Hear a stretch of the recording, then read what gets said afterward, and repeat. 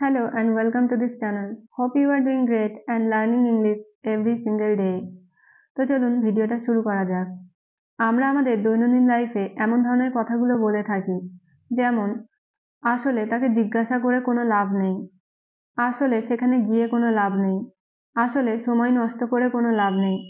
তো এই ধরনের কথাগুলো বলতে হলে আমাদের ইউজ করতে হবে it is no use. It is no use কথাটার মানে হলো আসলে কোনো লাভ নেই। এই ধরনের সেন্টেন্সগুলো বলতে হলে আমাদের স্ট্রাকচার হবে it is no use plus ভার্বের ING form plus other words. তো চলুন এবার কয়েকটা এক্সাম্পলের মাধ্যমে শেখা যাক। ফার্স্ট এক্সাম্পল হলো আসলে তাকে জিজ্ঞাসা করে কোনো লাভ নেই।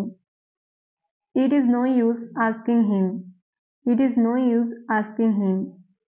নেক্সট এক্সাম্পল আসলে সেখানে গিয়ে কোনো লাভ নেই।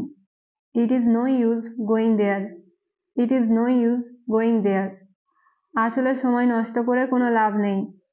It is no use wasting time. It is no use wasting time.